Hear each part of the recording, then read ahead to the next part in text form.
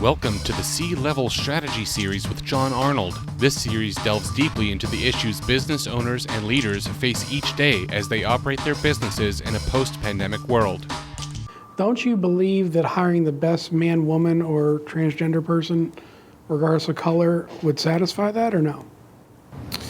That's a good question, and that's a challenging question.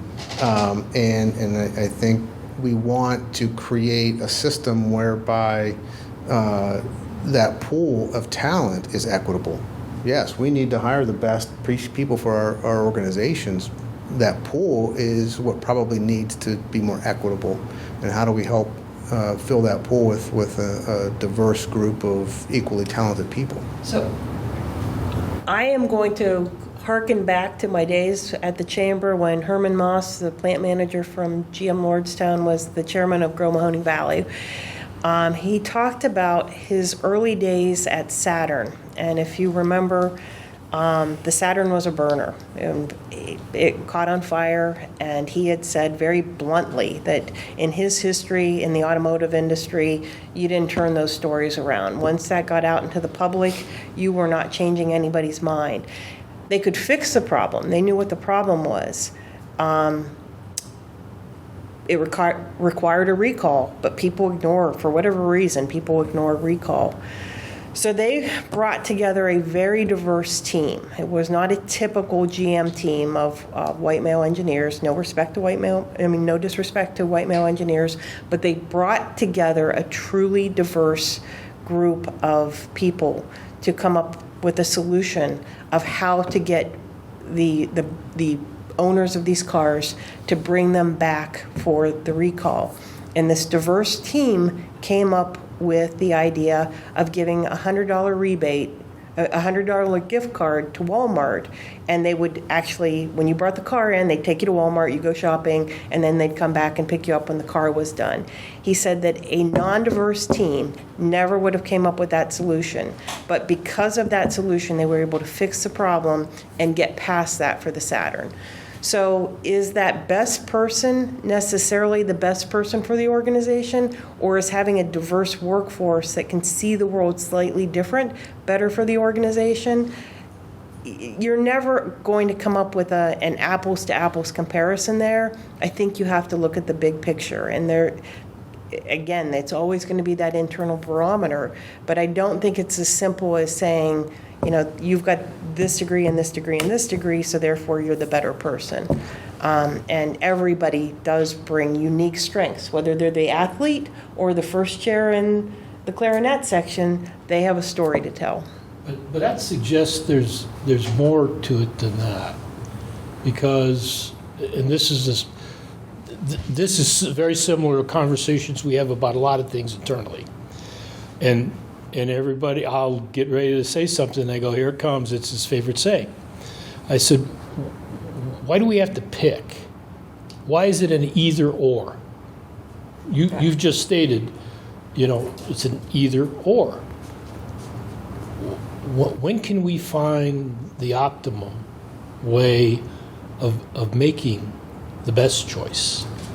Because I think when you start going, it's either this or that, it's limiting. I always say, put an and in there. I mean, whether it's dealing with an employee issue, dealing with a customer issue, a supplier issue, dealing with a production issue, a piece of equipment goes down, put the and in the middle and figure out how to satisfy both things. Because I think we can. We're brilliant. We're brilliant. Good Lord gave us so much capability, we're not using it all. So I think one of the potential answers to this is that how do we put the and in the middle? Why make the suckers bet in having to make a choice? How can you satisfy both things and we come out much further ahead and all of us much better for it? I'm wondering, what do you say to companies who are fine with half of the total addressable market? There are a lot of companies that probably can thrive by catering to only half the market. And if business is an agent of change and they only want to change half the market, how do you just let them do that? I mean, I think this, Can you describe, like, what do you mean by half the market? if we're talking political, right? Well, I'm only going to cater to Talk people straight. of this belief Okay. system. So yeah, we have a total U.S. We're fairly divided, right? Half and half.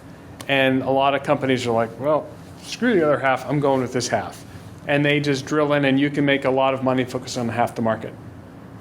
And should everyone feel incumbent upon all or what do you say to those who just drill in and they're changing and catering to just a smaller base, but they're wildly successful in that small base?